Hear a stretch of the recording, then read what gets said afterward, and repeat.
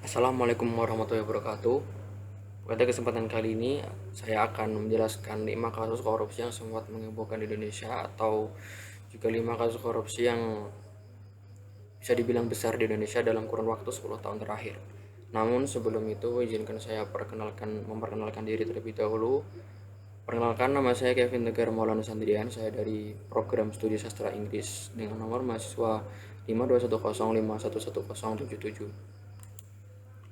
Lalu saja kita ke pembahasan utama, korupsi. Jadi, masalah korupsi telah menjadi perbincangan yang sangat hangat di tengah-tengah masyarakat, terutama bagi sebuah media massa baik lokal maupun nasional. Kata korupsi mungkin jadi tidak asing lagi bagi rakyat Indonesia ya. Hampir setiap hari berita mengenai kasus korupsi bergentayangan di media massa, di televisi, di berita, di smartphone kalian. Mulai dari kasus korupsi yang nilainya ratusan juta hingga triliunan. Menurut data Indonesia Corruption Watch atau ICW, dulu sepanjang periode 1 Januari hingga 31 Juli 2012, penegak hukum seperti Komisi Pemberantasan Korupsi atau KPK, Kepolisian RI, dan Kejaksaan Agung telah menetapkan 597 orang sebagai tersangka dalam kasus korupsi. Kasus sepanjang semester pertama 2012 tersebut mencapai 285 kasus dengan potensi kerugian aset negara yang ditimbulkan akibat korupsi sebesar 1,22 triliun. Bayangkan saja itu adalah kasus pada tahun 2012 dulu. Sedangkan kasus korupsi ini berkembang sangat ya beranak pinak lah istilahnya. Kasus korupsi memang memiliki magnet yang sangat luar biasa bagi media massa dan masyarakat. Banyak faktor yang membuat pemberitaan kasus korupsi laris manis di media massa, antara lain mengenai banyaknya uang yang dikorupsi hingga aktor atau pelaku korup yang merupakan tokoh masyarakat. Namun ada kasus korupsi yang menghebohkan di Indonesia dalam kurun waktu 10 tahun terakhir. Baiklah, langsung saja ke pembahasan utama. Uh, Pada kesempatan kali ini saya akan menjelaskan 5 kasus korupsi terbesar yang terjadi di Indonesia dalam kurun waktu 10 tahun terakhir. Yang pertama yaitu kasus korupsi proyek Hambalang. Kasus korupsi ini sempat menghebohkan seluruh Indonesia, yaitu kasus korupsi Hambalang, karena melibatkan nama-nama tokoh politik yang sangat tenar seperti Andi Malarangeng dan Anas Urbaningrum. Namun sebelum menelisik lebih jauh, apa sih proyek Hambalang itu? Jadi proyek atau mega proyek Hambalang ini mulai dicetuskan sejak 2003 ketika Kemenpora masih berbentuk Direktorat Jenderal atau Ditjen Olahraga di bawah Departemen Pendidikan dan Kebudayaan. Proyek Hambalang dilatar belakangi kebutuhan pusat pendidikan dan pelatihan olahraga yang berkualitas. Jadi pada 2004 ini sudah mulai dibangun masjid, sudah jadi asrama, lapangan sepak bola, dan pagar.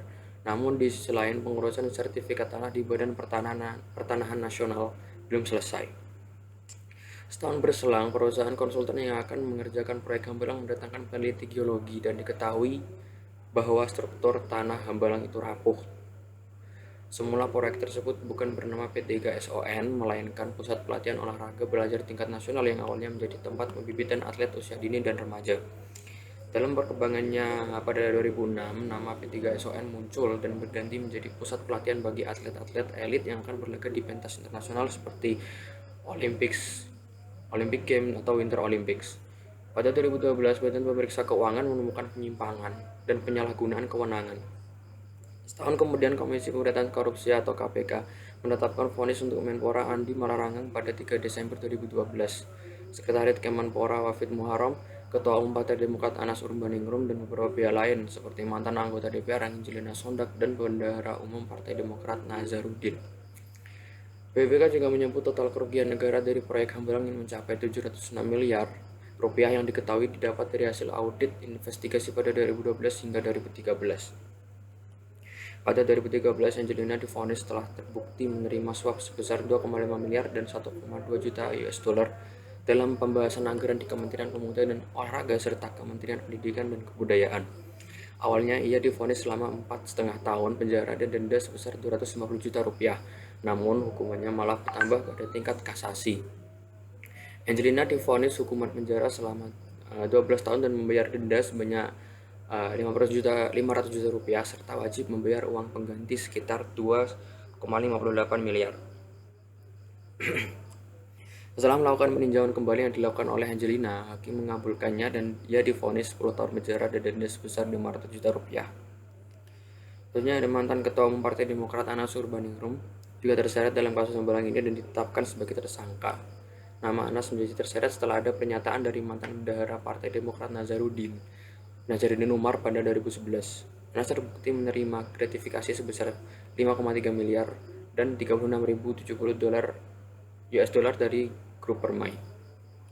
Dan uang tersebut digunakan sebagai pencalonannya sebagai Ketua Umum Partai Demokrat. Uang yang digunakan dalam pencalonan tersebut ternyata tidak terbukti dan Anas divonis 8 tahun penjara. Lebih rendah dari vonis sebelumnya yakni 14 tahun penjara. Kader Partai Demokrat lainnya yang terseret kasus Hambalang adalah Andi Malarangeng. Pada era pemerintahan Presiden SBY, ia menjabat sebagai mantan Menteri Pemuda dan Olahraga. Pada Juli 2014, Andi ditetapkan sebagai tersangka dan divonis hukuman penjara selama 4 tahun serta denda sebesar 200 juta rupiah. Andi Malarangeng dipenjara di Lapas Sukamiskin pada 2017 dan sudah bebas dan kembali bergabung di Partai Demokrat sebagai sekretaris Majelis Tinggi. Sedangkan Nazar ini diduga melakukan suap atas pembangunan Wisma Atlet Hambalang untuk SEA Games yang ke-26. Ia sempat melarikan diri ke luar negeri, namun akhirnya tertangkap di Cartagena de Indias di Kolombia. Nazaruddin terbukti menerima suap sebesar 4,6 miliar yang diserahkan pada mantan manajer pemasaran PT Duta Geraha Indah atau DGI Muhammad L. Idris kepada dua pejabat bagian keuangan grup Permai Yulianis dan Oktarina Fiori. Atas perbuatannya, Nazaruddin divonis hukuman penjara selama 7 tahun. Pada 2016, Nazaruddin didakwa mengenai gratifikasi dan pencucian uang. Lalu yang kedua, kasus yang selanjutnya yaitu kasus korupsi EKTP yang belum lama ini terjadi. Kasus korupsi EKTP adalah kasus korupsi terkait pengadaan kartu tanda penduduk elektronik atau IKTP untuk tahun 2011 dan 2012 yang terjadi sejak 2010-an. Namun, sebelum kita meneliti lebih jauh, apa sih EKTP itu? Jadi, kartu tanda penduduk elektronik atau EKTP atau KTPL adalah kartu tanda penduduk yang dibuat secara elektronik, dalam artian baik dari segi fisik maupun penggunaannya berfungsi secara komputerisasi. Program KTP elektronik diluncurkan oleh Kementerian Dalam Negeri Republik Indonesia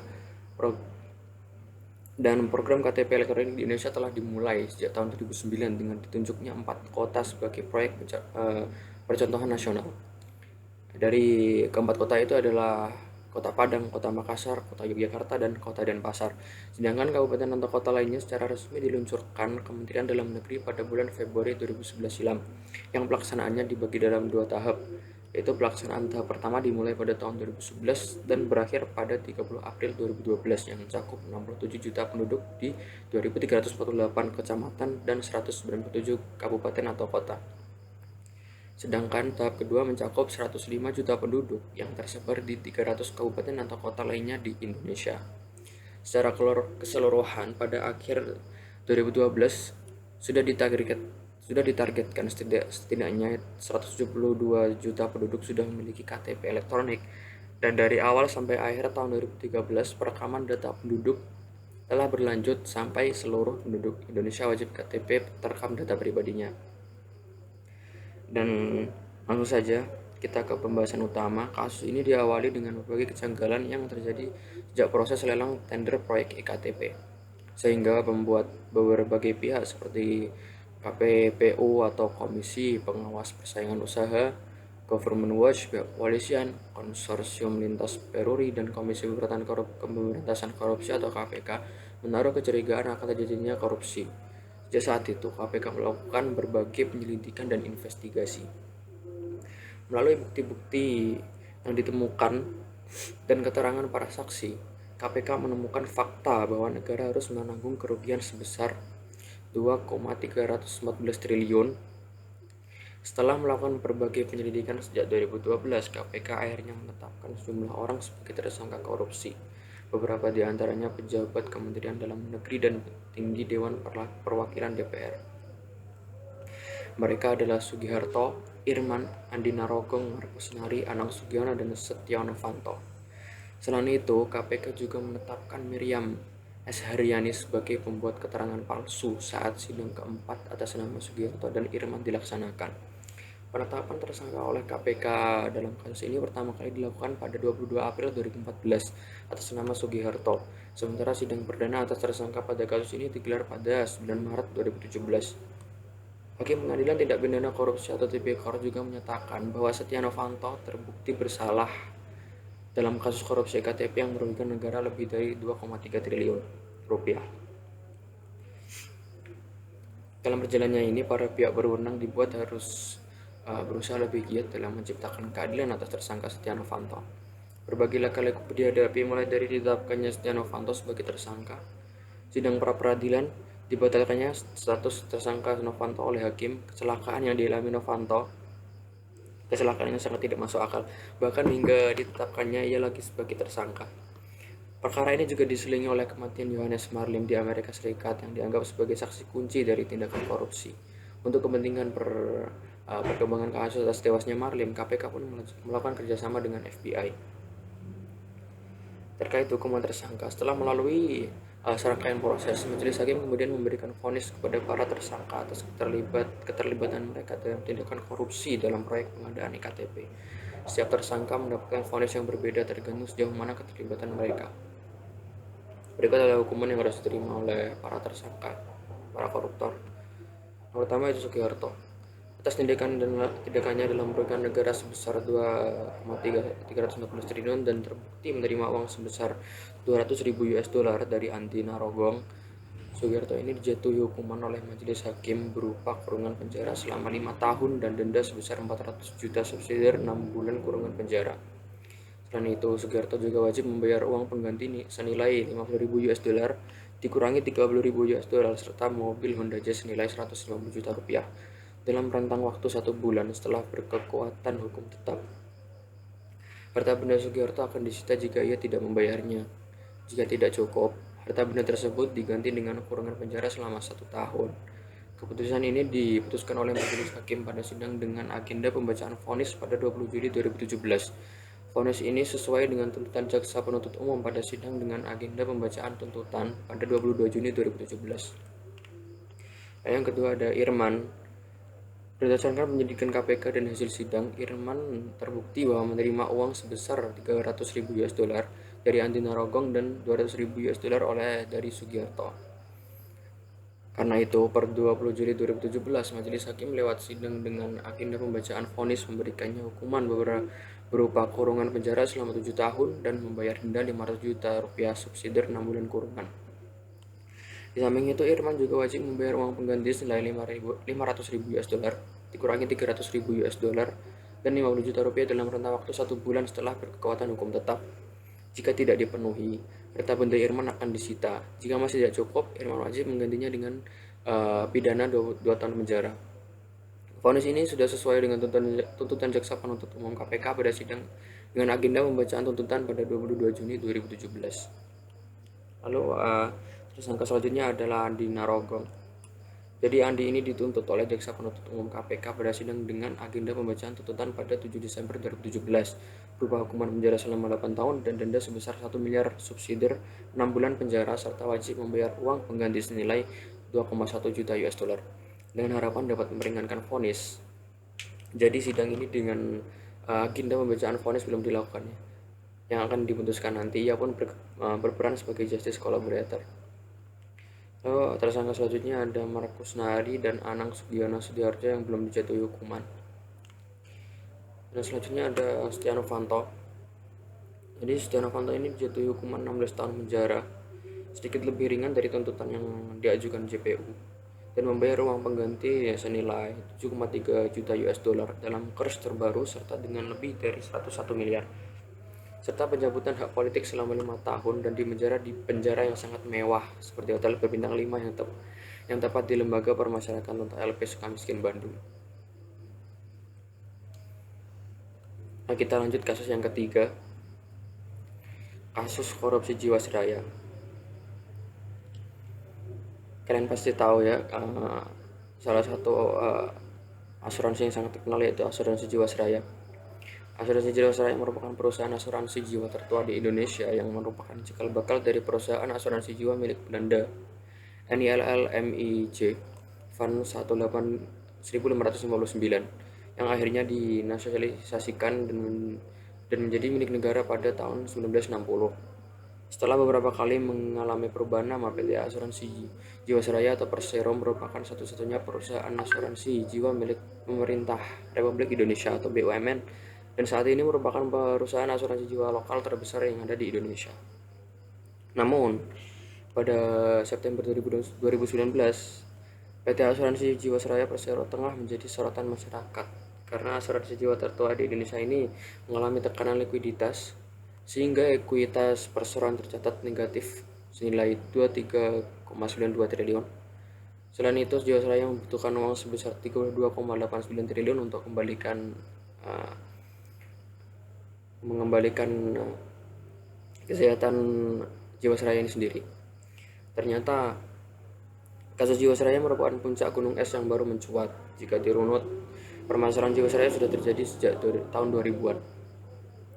Yang pertama itu tahun 2006. Kementerian BUMN dan Otoritas Jasa Keuangan atau OJK menyatakan ekuitas Jiwasraya tercatat negatif senilai 3,29 triliun.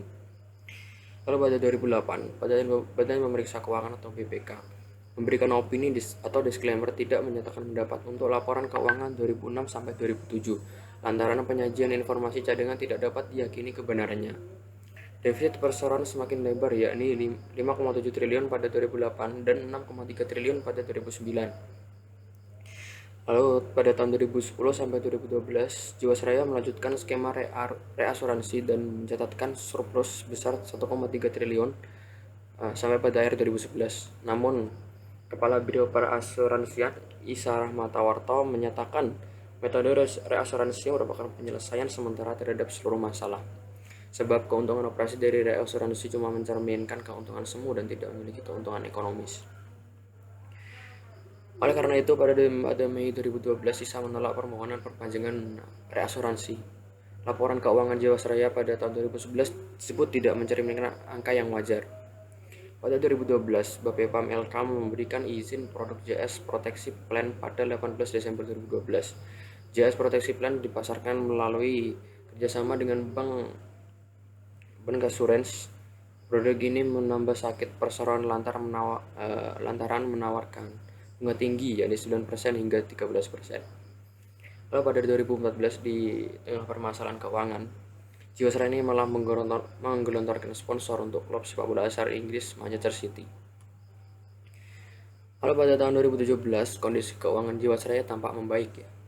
Laporan keuangan Jiwasraya pada 2017 positif dengan raihan pendapatan premi dari produk JS Saving Plan mencapai 21 triliun. Selain itu, perseroan meraup laba 2,4 triliun, lalu naik menjadi 37,64% dari tahun 2016. Yang perlu diketahui bahwa sepanjang 2013 sampai 2017, pendapatan premi Jiwasraya meningkat karena penjualan produk JS Saving Plan dengan periode pencairan setiap tahun. Lalu pada 2018, Direktur Pengawasan Asuransi OJK Ahmad Nasrullah menerbitkan surat pengesahan cadangan premi 2016 sebesar 10,9 triliun. Pada bulan yang sama, Direktur Utama Jiwasraya Indrisman Rahim dan Direktur Keuangan Jiwasraya Heri Prasetyo dicopot. Nasabah mulai mencairkan JS Saving Plan karena mencium kebobrokan direksi yang lama. Mei 2018, pemegang saham menunjuk Asmawi Syam sebagai Direktur Utama Jiwasraya. Di bawah kepemimpinannya, direksi baru melaporkan terdapat kejanggalan laporan keuangan kepada Kementerian BUMN. Indikasi kejanggalan itu dinilai betul karena hasil audit kantor akuntan publik atau KAP PricewaterhouseCoopers PwC atas laporan keuangan 2017 mengoreksi laporan keuangan interim dari laba sebesar 2,4 triliun menjadi hanya 428 miliar. Pada bulan Agustus 2018, Menteri BUMN Rini Sumarno mengumpulkan direksi untuk mendalami potensi gagal bayar perseroan. Ia juga meminta BPK dan BPKP untuk melakukan audit investigasi terhadap Jiwasraya. Pada Pada Oktober sampai November 2018, masalah tekanan likuiditas Jiwasraya mulai tercium publik. Perseroan mengumumkan tidak dapat membayar klaim polis jatuh tempo nasabah JS Saving Plan sebesar 802 miliar. Pada November, pemegang saham menuju Heksana Trisasongko sebagai direktur utama menggantikan Asma Wisham. Heksana mengungkap Jiwasraya membutuhkan dana sebesar 32,89 triliun untuk memenuhi rasio solvabilitas atau RBC sebesar 120%. Tak hanya itu, aset perusahaan tercatat hanya sebesar 23,26 triliun, sedangkan kewajibannya mencapai 50,5 triliun rupiah. Akibatnya, ekuitas Jiwasraya negatif sebesar 27,24 triliun. Sementara itu, liabilitas dari produk JS Saving Plan yang bermasalah tercatat sebesar 15,75 triliun. Lalu pada November 2019, Kementerian BUMN di bawah kepemimpinan Erick Thohir mengaku bahwa melaporkan indikasi kecurangan di Jiwasraya ke Kejaksaan Agung atau Kejagung. Hal itu dilakukan setelah pemerintahan melihat secara rinci laporan keuangan perusahaan yang dinilai tidak transparan. Kementerian BUMN juga mensinyalir investasi Jiwasraya banyak ditaruh di saham-saham gorengan. Hal ini yang menjadi satu dari sekian masalah gagal bayar klaim asuransi Jiwasraya. Selain Kejagung, Kejaksaan Tinggi atau Kejati DKI Jakarta juga menaikkan status pemeriksaan dari penyelidikan menjadi penyidik pada kasus dugaan korupsi. Pada Desember 2019, penyidikan Kejagung terhadap kasus dugaan korupsi Jiwasraya menyebut ada pelanggaran prinsip kehati-hatian dalam berinvestasi. Jaksa Agung ST Burhanuddin bahkan mengatakan Jiwasraya banyak menempatkan 95 dana investasi pada aset-aset yang beresiko. Imbasnya, Komisi Pemberantasan Korupsi atau KPK turut memantau perkembangan penanganan perkara kasus dugaan korupsi di balik defisit anggaran Jiwasraya. Sedangkan kerugian negara atas kasus ini mencapai 16,807 triliun. Kerugian itu terdiri dari 12,157 triliun dari investasi reksadana dan 4,65 triliun dari pembelian 4 saham direct Bank Jawa Barat, PP Properti, Semen Batu Raja, dan SMR Utama. Selain itu, Kejagung meminta Direktorat Jenderal atau Ditjen Imigrasi Kementerian Hukum dan HAM mencekal seluruh nama yang diduga bertanggung jawab atas kasus korupsi Jiwasraya, yaitu Hendrisman Rahim, Diong Adrian, Hari Prasetyo, Muhammad Zamkani, Joni Wiguna, Gita Leonardo Arisanto, Eldin Rizal Nasution, Heru Hidayat, Beni Jokro Saputro, dan Asma Wisham. Dari hasil sidang yang dilakukan, Majelis Hakim Pengadilan Tindak Pidana Korupsi Jakarta menjatuhkan vonis hukuman penjara seumur hidup pada 4 terdakwa kasus korupsi pengelolaan dana investasi PT Asuransi Jiwasraya atau Persero, Senin malam pada 12 Oktober 2020. 4 terdakwa itu adalah mantan Direktur Jiwasraya Hendrisman Rahim, mantan Direktur Keuangan Jiwasraya Heri Prasetyo, mantan Kepala Divisi Investasi dan Keuangan Jiwasraya Syahmirwan, serta Direktur PT Maksima Integra Joko Hartono Tirto.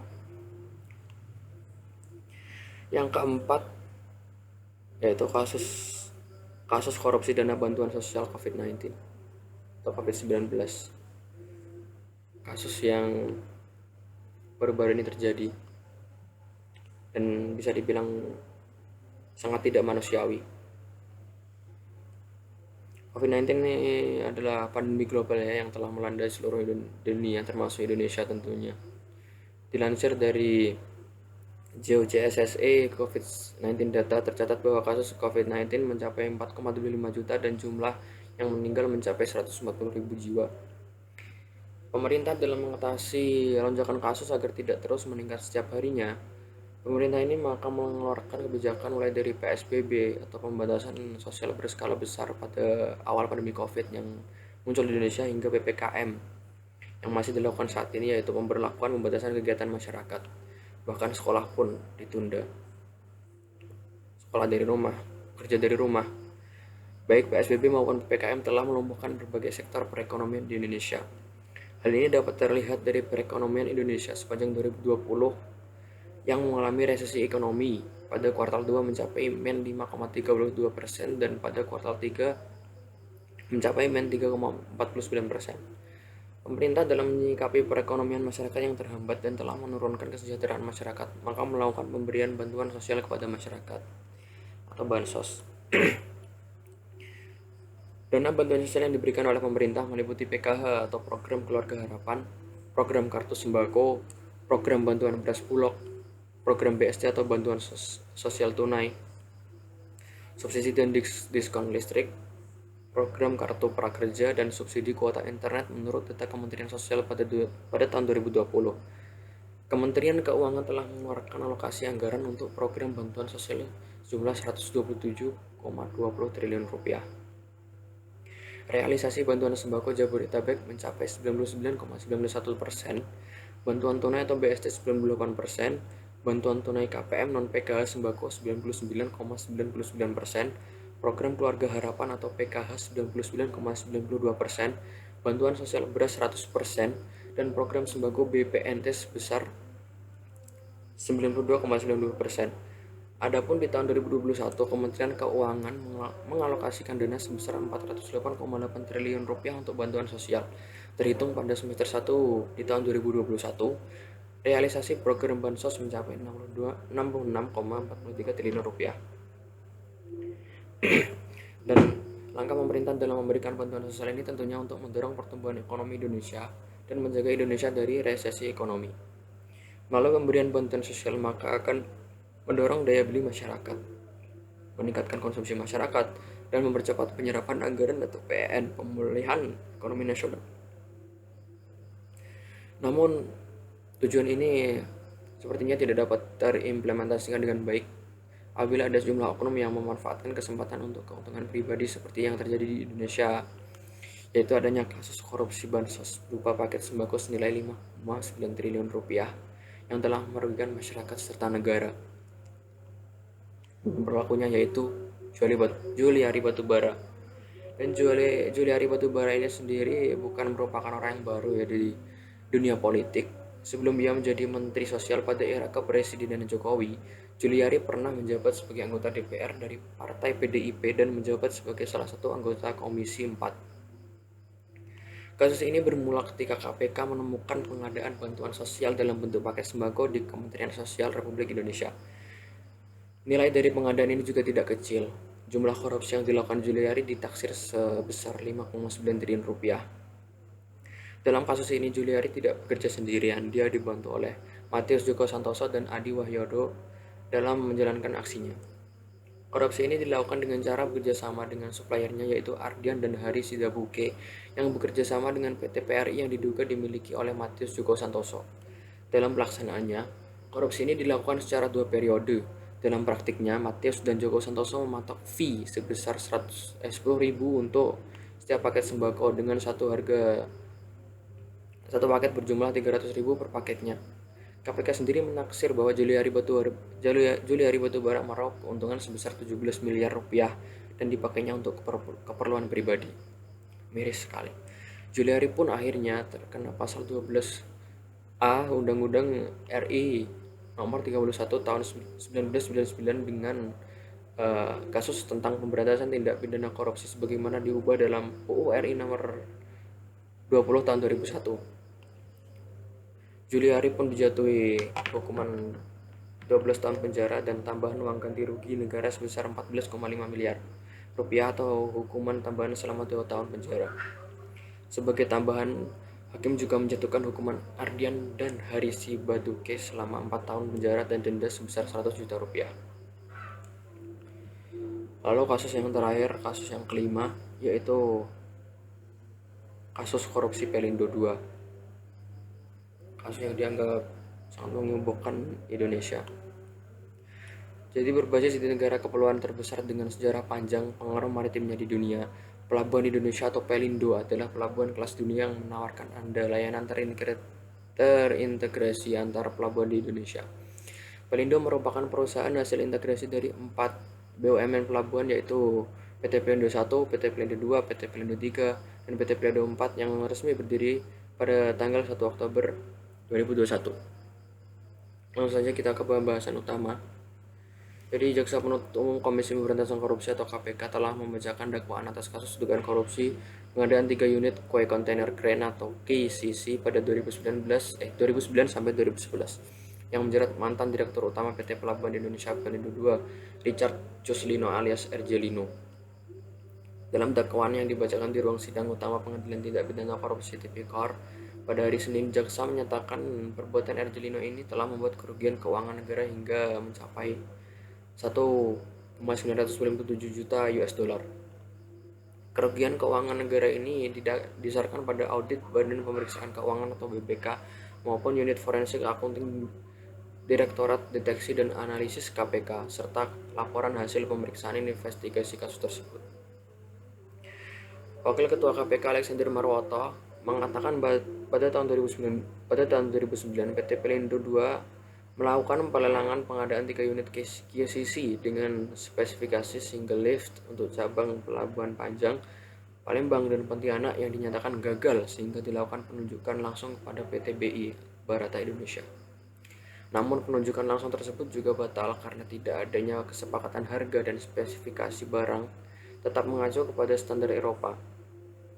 Pada 18 Januari 2010, RJL atau RJ Lino selaku Direktur Utama PT Pelindo II diduga melalui disposisi surat memerintahkan Feryaldi Norlan, Direktur Operasi dan Teknik, melakukan pembelian langsung dengan mengundang 3 perusahaan yaitu ZPMC, Shanghai Zhenhua Heavy Industry, dari Cina Wuxi HDHM, Guangdong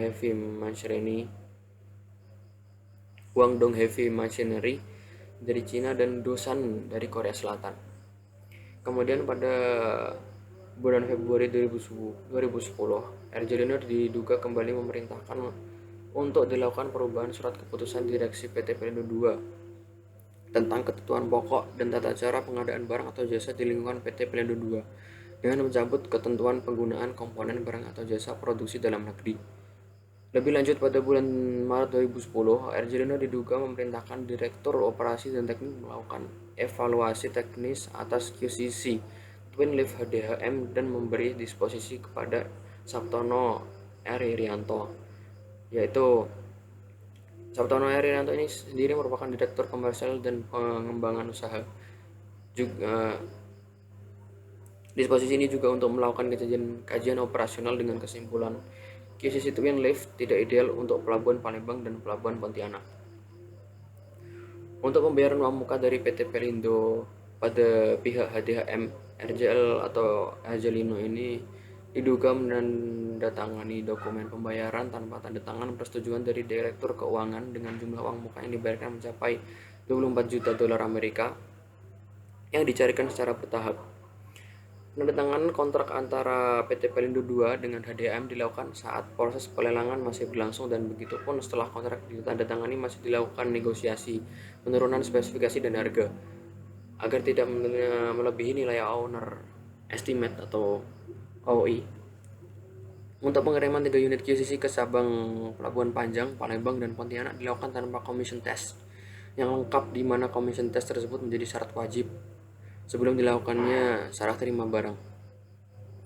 Harga kontrak seluruhnya mencapai 15 juta US dollar yang terdiri dari 5,3 juta US dollar untuk pesawat angkut berlokasi di Pelabuhan Panjang, 4,920 juta US dollar untuk pesawat angkut berlokasi di Pelabuhan Palembang, dan 5,290 juta US dollar untuk pesawat angkut berlokasi di Pelabuhan Pontianak. KPK sendiri telah memperoleh data dari ahli ITB bahwa harga pokok produksi atau HPP tersebut hanya sebesar 2,996 juta dolar Amerika untuk QCC Palembang, 3.356.000 dolar Amerika untuk QCC Panjang, dan 3 juta US dollar Amerika untuk 3 juta US dollar untuk QCC Pontianak. Selain itu, akibat perbuatan tersangka RJ Lino ini, KPK juga telah memperoleh data dugaan kerugian keuangan dalam pemeliharaan 3 unit QCC tersebut sebesar 22 juta US dollar. Sedangkan untuk pembangunan dan pengiriman barang 3 unit QCC tersebut, BPK tidak menghitung nilai kerugiannya oleh negara yang pasti karena bukti pengeluaran real HDMH atas pembangunan dan pengiriman 3 unit QCC tidak diperoleh, sebagaimana surat BPK yang tertanggal pada 20 Oktober 2020. Perihal surat penyampaian laporan hasil pemeriksaan investigatif dalam rangka penghitungan kerugian negara atas pengadaan Quayside Container Crane atau QCC tahun 2010 pada PT Pelabuhan Indonesia 2. Akibat perbuatan Richard Juslino atau Erjelino, dia dituntut 6 tahun penjara ditambah denda 500 juta dan 500 juta subsidi 6 bulan kurungan. Ia dinilai melakukan tindak pidana korupsi pengadaan dan pemeliharaan 3 unit Quayside Container Crane atau QCC tahun 2010 di Pelabuhan Panjang, Lampung, Pontianak, Kalimantan Barat, dan Palembang, Sumatera Selatan. Dan itu adalah 5 kasus korupsi yang dibilang besar dan menghebohkan bumi Indonesia. Sungguh miris sekali kasusnya. Lalu selanjutnya adalah peran Pancasila dalam pencegahan untuk meminimalisasi tindakan kasus korupsi. Sebenarnya nilai-nilai Pancasila memiliki nilai yang sangat mendalam apabila betul-betul dipahami, dihayati dan diamalkan, yang tentu mampu menurunkan angka korupsi. Sebenarnya tidak hanya angka korupsi, namun angka kriminalitas juga bisa diturunkan dengan mengamalkan nilai-nilai Pancasila. Penanaman satu sila saja, yaitu ketuhanan yang Maha Esa. Apabila bangsa Indonesia menyadari jati dirinya sebagai makhluk Tuhan yang Maha Esa, tentu tidak akan mudah menjatuhkan martabat dirinya ke dalam kehinaan dengan melakukan korupsi. Apalagi dalam pelaksanaannya ini, para pejabat telah bersumpah atas Tuhan dan kita mereka masing-masing. Jika mereka melanggar, mereka sama saja atau tidak lebih dari makhluk yang hina, yang mengingkari sumpah mereka dengan Tuhan dan mengkhianati Pancasila itu sendiri. Perbuatan korupsi ini terjadi karena hilangnya kontrol diri dan ketidakmampuan untuk menahan diri melakukan kejahatan. Kebahagiaan material dianggap segala-galanya dibanding kebahagiaan spiritual yang lebih agung, mendalam dan jangka panjang, seperti kebahagiaan seluruh rakyat Indonesia. Keinginan mendapatkan kekayaan dan kedudukan secara cepat menjadikan nilai-nilai agama dikesampingkan atau tidak diperdulikan. Penanaman nilai sebagaimana tersebut di atas paling efektif adalah melalui pendidikan dan media. Pendidikan informal di keluarga harus menjadi landasan utama dan kemudian didukung oleh pendidikan formal di sekolah dan non-formal di masyarakat. Peran media juga sangat penting karena memiliki daya jangkau dan daya pengaruh yang sangat kuat bagi masyarakat. Media harus memiliki visi dan misi yang mendidik bagi bangsa dan membangun karakter masyarakat yang maju namun tetap berkepribadian Indonesia. Sekian penjelasan mengenai 5 kasus korupsi terbesar yang ada di Indonesia. Jika ada kesalahan penggunaan kata atau kata yang menyinggung, mohon dimaafkan. Sekian, wassalamualaikum warahmatullahi wabarakatuh.